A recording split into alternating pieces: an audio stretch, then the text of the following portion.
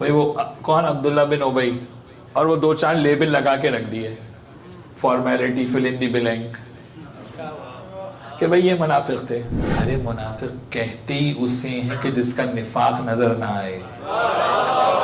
یہ جو آپ نے منافق اناؤنس کیا اور لیبل لگا کے رکھا، یہی سب سے بڑی ٹیمپرنگ ہے جو آپ نے کی، اور ٹیمپرنگ پکڑی جاتی ہے وہ منافقی کا جس کا پتہ چل جائے۔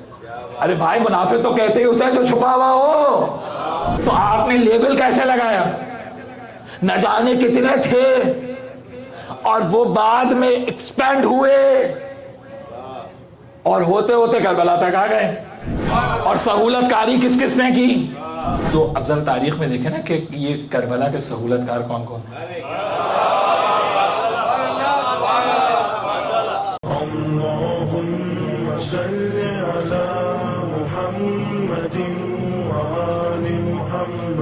یہ موضوع ہدایت کا موضوع، کہ جہاں انسان کو یہ تلاش کرنا ہو کہ کس کے پیچھے چلیں کہ راہ نظر آئے۔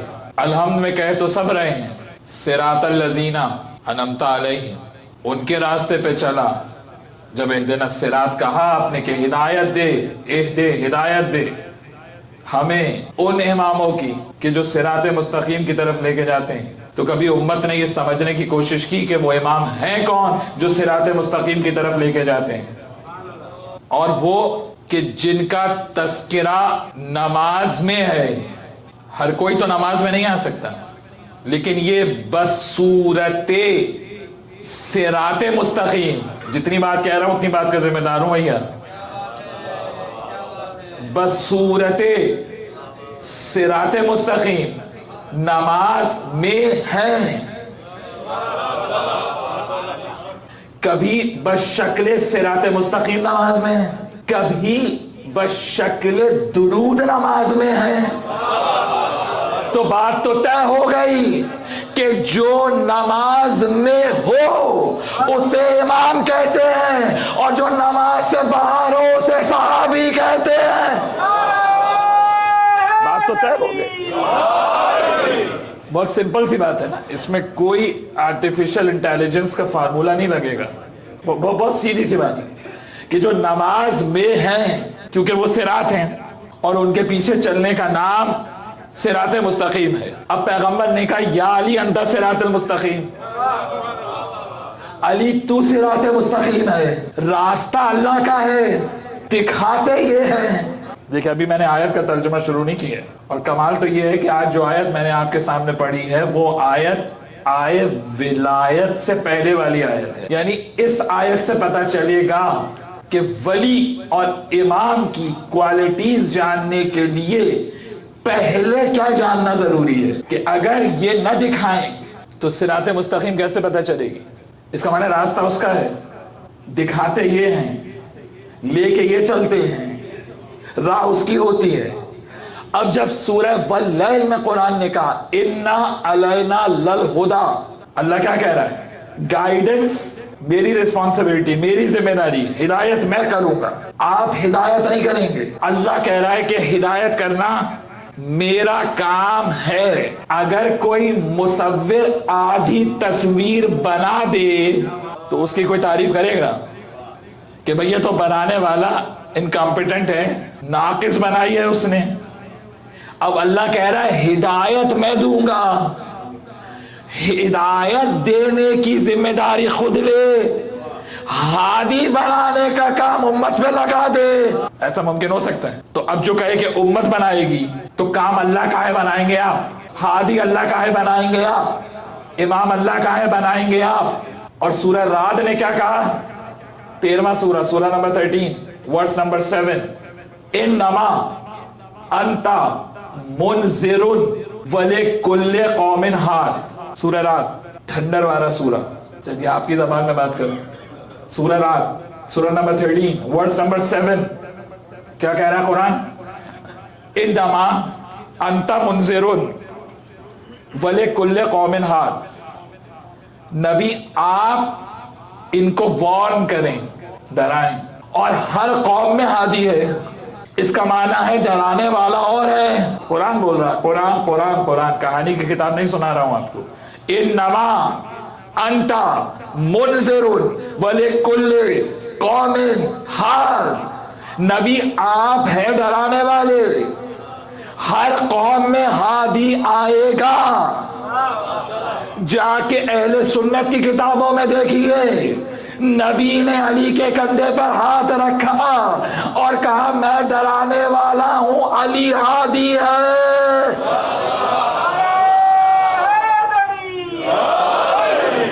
اور روایت دوسرے طریقے سے بھی ہے. ایک بزرگ جو مزاج سے قریب تھے، انہوں نے پوچھا یا رسول اللہ یہ ہادی کون ہے کہ جو ہر قوم میں ہے؟ اتنے میں علی داخل ہوئے. پیغمبر نے اس کو جواب نہیں دیا، اپنے اصحاب کی طرف متوجہ ہوئے، کہا اس کو دیکھو، دیکھ بھی رہا ہے اور پوچھ بھی رہا ہے. علی کون؟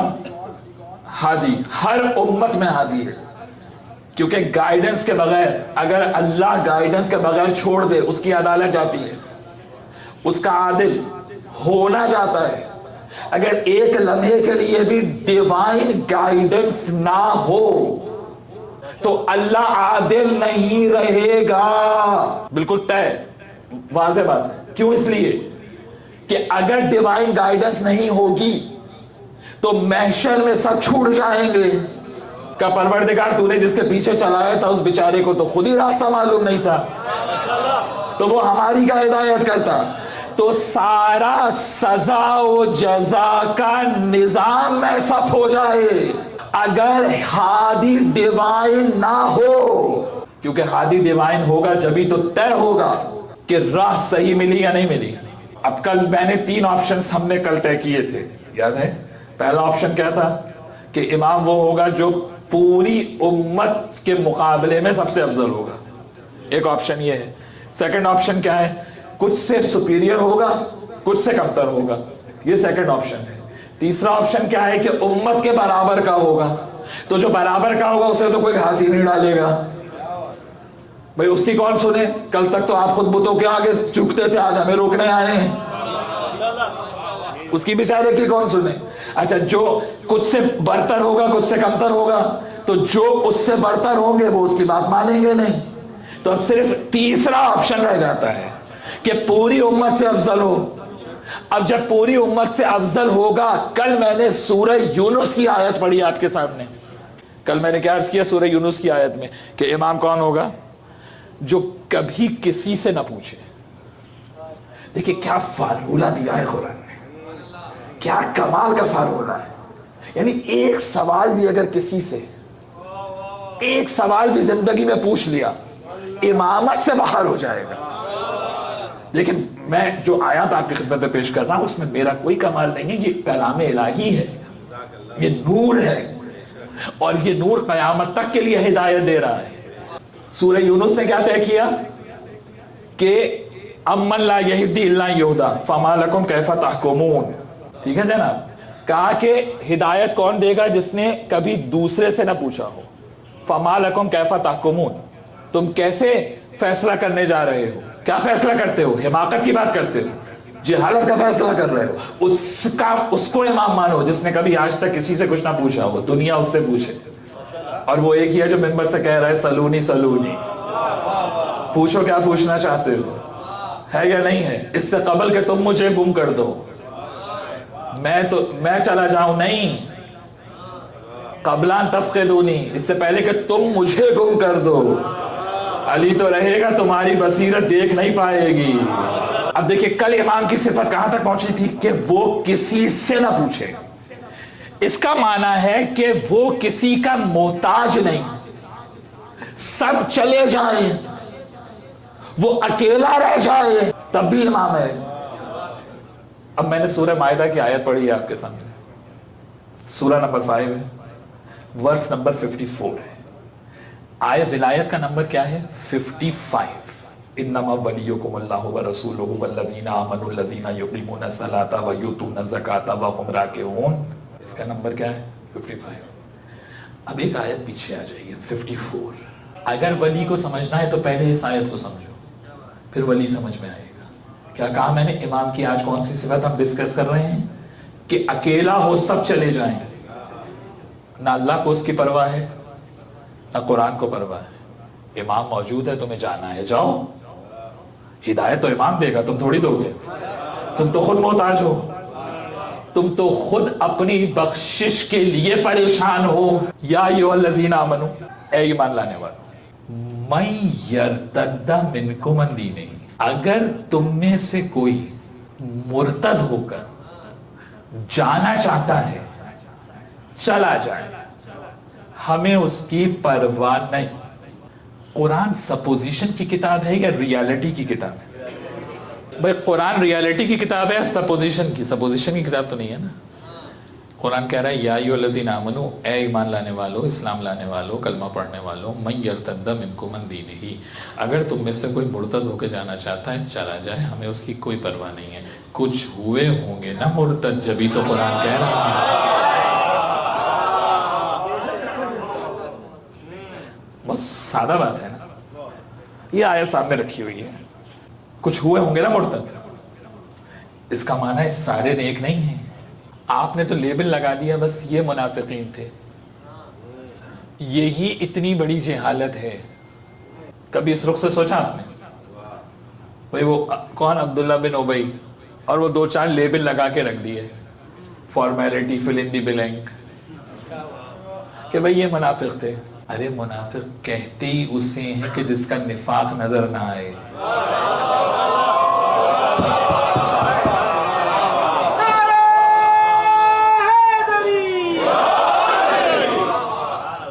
یہ نفاق کا یہ جو آپ نے منافق اناؤنس کیا اور لیبل لگا کے رکھا, یہی سب سے بڑی ٹیمپرنگ ہے جو آپ نے کی, اور ٹیمپرنگ پکڑی جاتی ہے.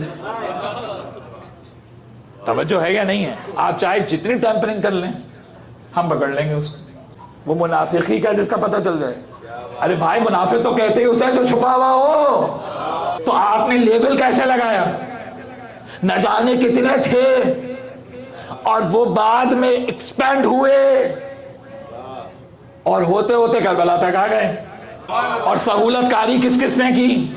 تو اب ذرا تاریخ میں دیکھیں نا کہ یہ کربلا کے سہولت کار کون کون ہیں.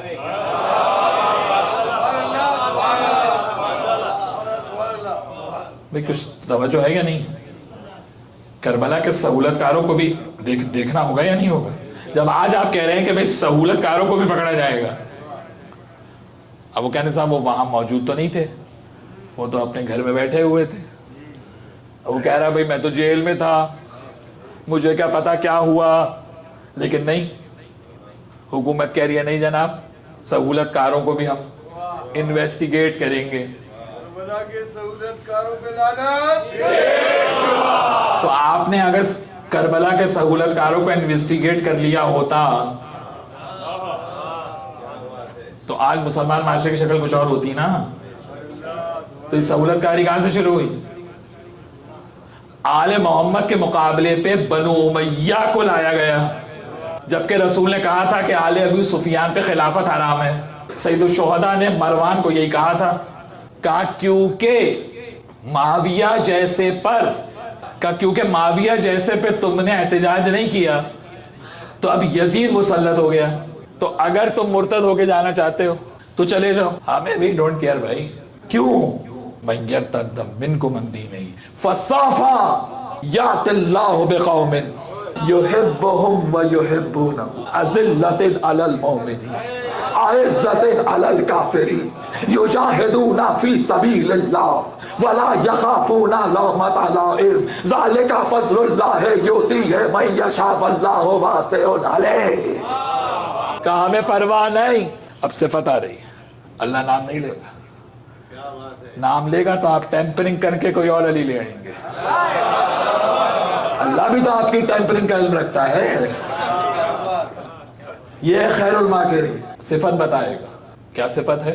یحبہم ویحبونہ, وہ اللہ سے محبت کرتا ہے, اللہ اس سے محبت کرتا ہے. سند ہے محبت کی, سوال نہیں ہے. تاریخ پہ کیا نگاہ رکھ رہے ہیں آپ اور میں کیا پڑھ رہا ہوں. سند ہے. اللہ خطا کار سے محبت کر سکتا ہے؟ جی. اللہ گناہ گار سے محبت کر سکتا ہے؟ جس سے خطا ہو اللہ اس سے محبت کر سکتا ہے. ایک لمحے کے لیے بھی خطا ہو جائے محبت مائنس، اور اللہ اس سے محبت کر رہا ہے ہر آن. جب تک آیت ہے، اور آیت ہمیشہ کے لیے ہے، اس کی محبت ہے، تو لازم ہے نا کہ یہ جس کی بات ہو رہی ہے وہ معصوم ہوگا، غیر معصوم نہیں ہو سکتا. سارے نااہل باہر ہو گئے یا نہیں ہو گئے؟ کب وہ اللہ سے محبت کرتا ہے، اللہ اس سے محبت کرتا ہے. تو اب ڈھونڈنے تو صحیح کہ یہ ہے کون، کہاں ملے گا. یہ صفت والا نہیں ملے گا کہیں اور. لیکن جب رسول نے خیبر میں علم دیا تو یہ کہہ کے علم دیا، اوتین رایت غدن رجل یحب اللہ ورسولہ ویحبہ اللہ ورسولہ. کل اس کو علم دوں گا جو اللہ سے محبت کرتا ہے، اللہ اس سے محبت کرتا ہے. قرآن کہہ رہا ہے تم جانا چاہتے ہو چلے جاؤ، ہم نے ایسا امام رکھا ہے جس کی صفت یہ ہے کہ وہ اللہ سے محبت کرتا ہے، اللہ اس سے محبت کرتا ہے. آیت کھلی ہوئی ہے، آیت فریز نہیں ہے. جس کو لانا چاہتے ہو لے آؤ، لیکن رسول کی سند دکھاؤ کہ سوائے علی کے علاوہ کسی کے لیے رسول نے کہا ہو کہ اللہ اس سے محبت کرتا ہے. یہ اللہ سے